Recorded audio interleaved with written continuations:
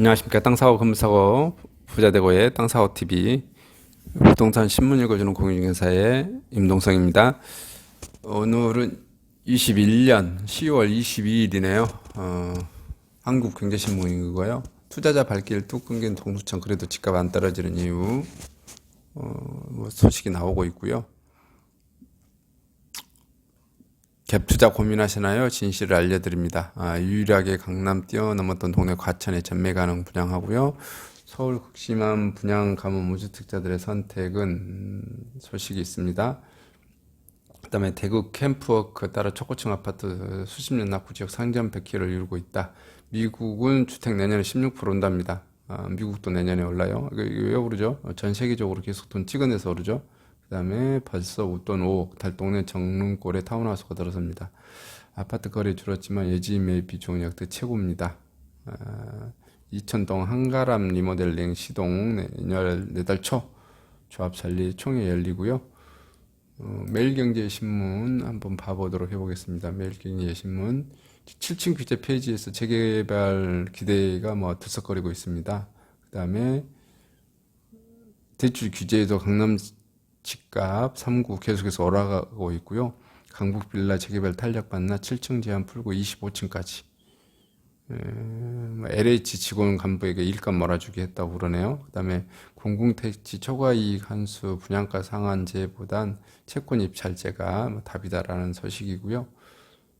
보시면 오늘은 제가 가장 이게 좀 지난 소식인데 정부가 부동산 시장을 정부는 많잖아요. 정부는 예를 들어서 법무부도 있고 국토부도 있고 재경부도 있고 예를 들어서 국세청도 있고 관세청도 있고 외교부도 있고 국방부도 있고 다 정부예요.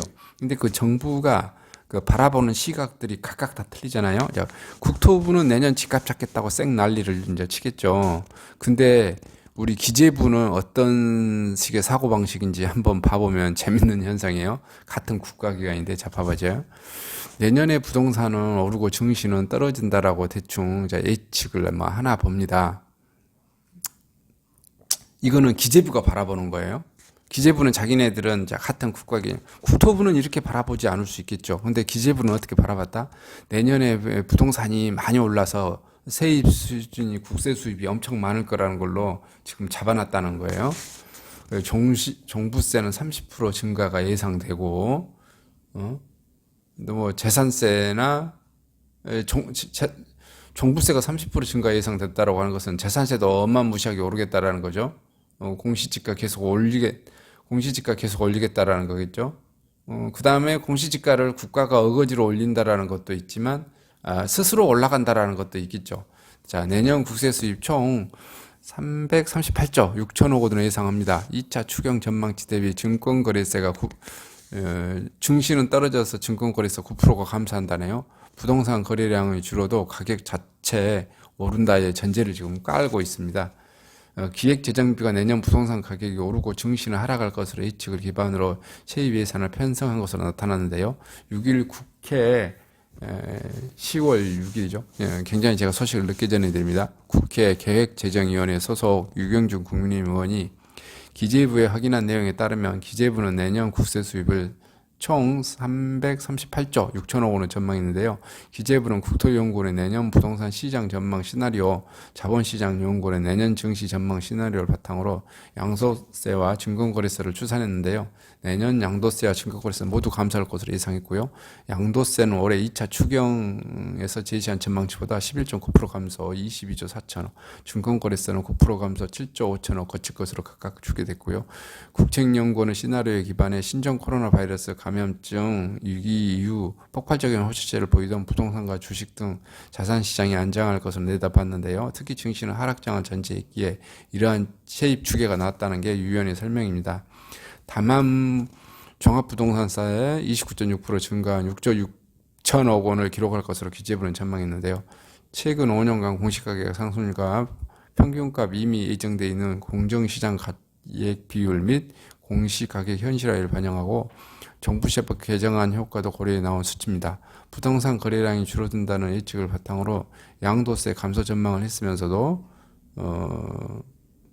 종부세 증가를 전망한 것은 부동산 가격 자체는 오를 것이라고 봤기 때문입니다. 여기서 답이 나오죠.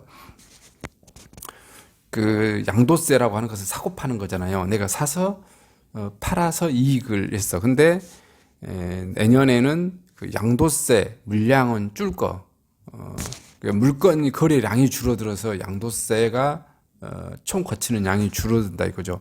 그러나 종부세가 증가해. 종부세가 증가하면 재산세도 증가하겠죠. 재산세, 종부세를 증가를 전망한 것은 부동산 가격 자체는 이미 오를 것으로 봤어요. 이 이유는 매물 잠긴 현상으로 거래량은 줄되 가격은 상승할 것으로 전제를 하고 시입을 추계한 것이라고 분석했습니다. 국토부가 아닌 재경부가, 돈을 다루는 재경부가 내년을 바라보는 2020년 대한민국 부동산 시장을 바라보는 시각인 거죠. 유효는 기재부가 내부적으로 부동산 공급 부족에 따라 가격이 폭등하고 이로 인해 종부세가 30%나 증가하는 것이라고 본 것이라며, 홍남기 부총리 겸 기획재정부 장관이 앞서 주택가격이 지속적으로 올 수밖에 없다고 발표한 것과 내년 종부세 전망은 모순된다고 지적한 것입니다. 지금 현재 지금 정부의 2022년 바라보는 시각이 여실하게 나온 거죠. 여러분 부동산을 어떻게 해야 될지 지금 답이 보이는 거죠. 어떻게 해서든지 집을 안 팔고 가지고 있는 사람은 추가로 하나 더 사고 이런 전략을 해야 되는데 제도적으로는 또 살 수 없게 만들어놨고 이런 사태입니다. 그래서 하여튼 잘 봐보시고 예측해서 결정을 하시기 바라겠습니다.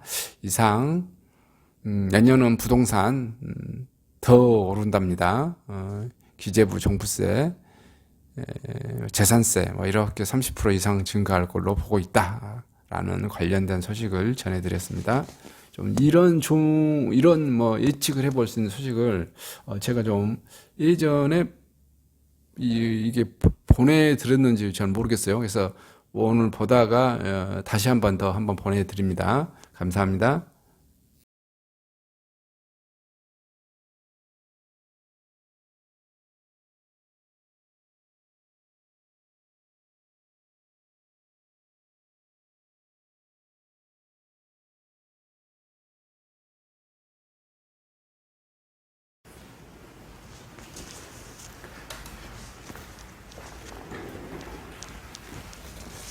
안녕하십니까.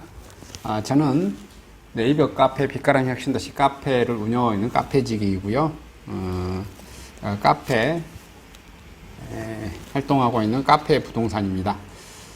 나주 혁신도시에서 기반으로 하고 있습니다. 상가, 토지, 아파트를 전문적으로 하고 있고요. 또 삼성화재도 같이 활동하고 있습니다.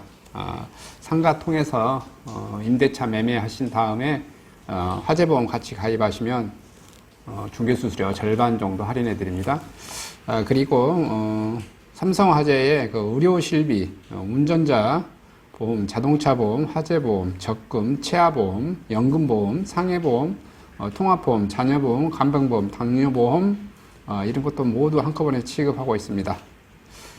보험을 또 가입하게 되시면 또 이렇게 저를 통해서 상가 이렇게 임대차 내시고 하시면 네이버 카페 빛가람 혁신도시 카페에 홍보를 해드리고요. 유튜브에도 이렇게 홍보를 해드립니다. 그리고 이벤트 행사를 해서 여러분의 매장에 손님들이 찾아갈 수 있도록 이렇게 해드리고 있습니다. 물론 이벤트 비용은 제가 부담해 드립니다. 저를 통해서 많은 사업 같이 윈윈할 수 있도록 도움을 주셨으면 감사하겠습니다.